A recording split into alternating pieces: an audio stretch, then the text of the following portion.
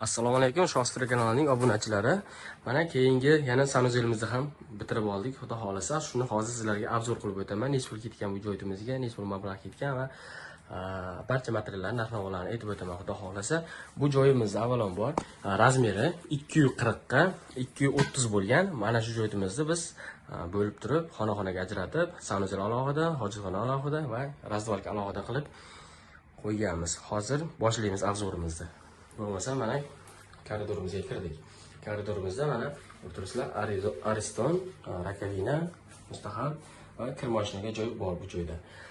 Xo'p, endi mana bu yetimizda chap tomonimizda esa mana devorlarimiz ko'rib turibsizlar. Hojatxonamiz bor. Chashagini qo'yganmiz albatta bu joyga. Mana patrullarimiz ham PVX panelda, devorlarimiz umuman hammasi PVX panelda bo'lgan. Endi keyingisi sanuzelimiz mana. Dushimizni ko'rib turibsizlar. Mana dushimizni joyi. Rangini boshqa qilganmiz, patrullar ham xuddi shu narsada ketgan PVXda. Guli bir xil. Endi narx-navosini aytib o'taman sizlarga. Xo'p, operatorimiz yaqinroq kelsangiz, mana bu devorlarimiz PVX paneldan bo'lgan, umumiy. Mana shu joyimizga umumiy 13 dona PVX panel ishlatganmiz. Bu PVX panelimizning razmeri 1.22 ga 280 dan olganmiz. Sababi patrologimizgacha bo'lgan uzunligi 280 emas, 2,5 metrga mo'ljallaganmiz. Sababi gipsokartonimiz 2,5 metr. Shundan qolgan qismini patrologimiz ko'rib turibsizlar, juda chiroyli qilib turib patrologimizga yopishtirganmiz. Buni ham sabablari bor.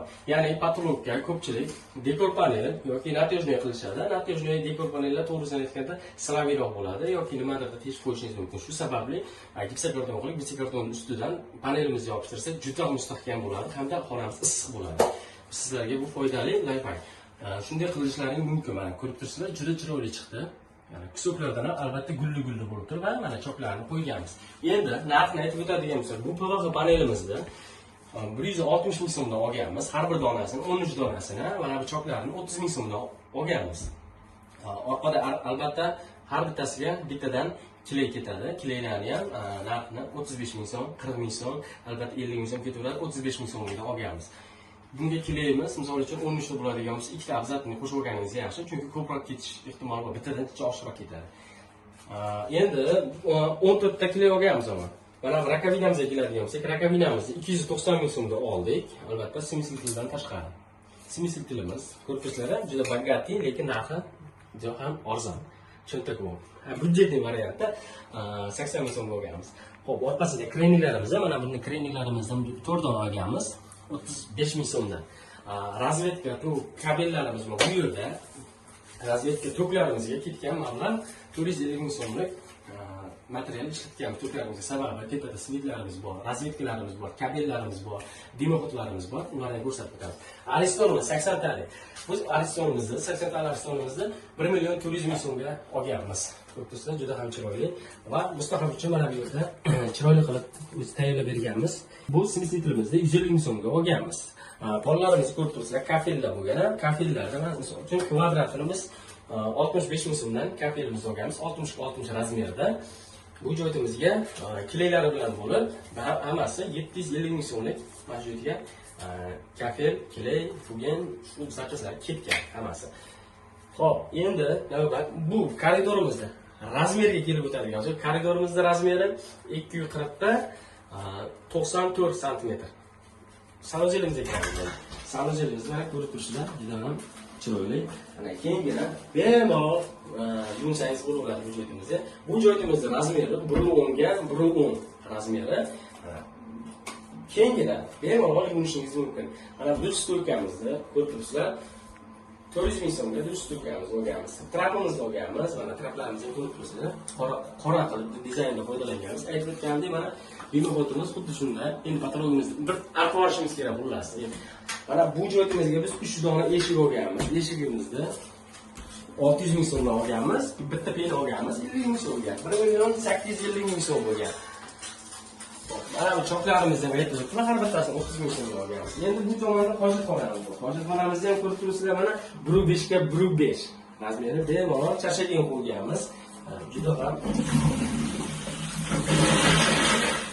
zo'r variantda. Patologlarimizni ham mana ko'rib turibsizlar. Mana shu xonamizda uchalasi 3 xil PVX panel bo'ladigan bo'lsa, Uchalasining patologi o'zidan chiqqan hisoblarni o'ziga qo'yganmiz. Bu ekonom variant hamda hamyonbop. Sifatli bo'ladi, ancha baquvvat chiqadi. Patologlarimiz mana bemalol misol uchun teshilib qolmaydi. Ko'p uzoq vaqtga yetadi sizga. Mana bu chashaginimizni ham ko'p tursa o'rnatganmiz. Chashaginimizni umuman ko'mib ketganmiz, tashqaridagida qolgan va balandroq qilib, chuqurroq qilib pastlatganmiz. Endi buni o'zgarishi sababi bor albatta, buni bilganda tushunadi. Bu chashaginimizga keladigan bo'lsak, 470 ming so'mga mana shu chashagan bochkalari albatta materiallarni shu summada olganmiz. Albatta bundan keyin turbalarimiz bor, bu yerda ichki montajlarimiz bor. Bizga o'sha narx ichida ketgan, albatta narxini aytib o'tamiz, oxirida nechta ketganligini. Bu joyimizni endi tagida stashkamiz bor. Sement ketgan. Bu joyimizga 14 dona gipskarton olganmiz, albatta reykalar olganmiz, profillar olganmiz, xonamizni bo'lish uchun umumiy har bir gipskartonimizni 55 ming so'mdan olganmiz.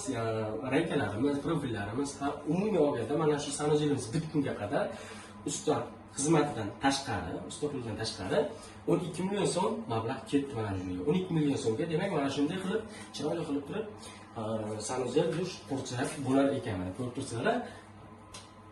Budjetli variant bu. Bundan ham ko'proq ketishi mumkin.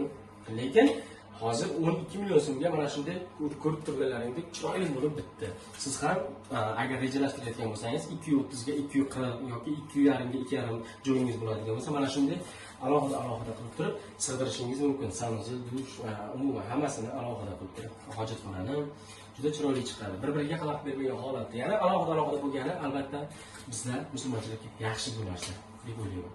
Bo'lmasam videomiz yoqqan bo'lsa bitta like bosib qo'yasizlar, obuna bo'lmanglar, kanalimizga obuna bo'lib qo'yasizlar. Keyingi videoda ko'rishguncha salomat bo'linglar.